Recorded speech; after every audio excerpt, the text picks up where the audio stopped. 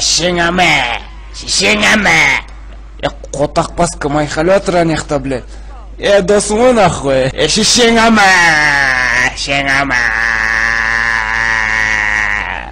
Котак бас телефонда ал нахуй, Макс.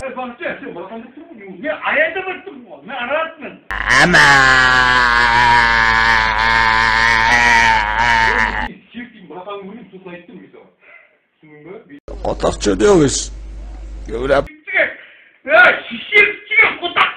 Говорят, порнуха работаем сейчас.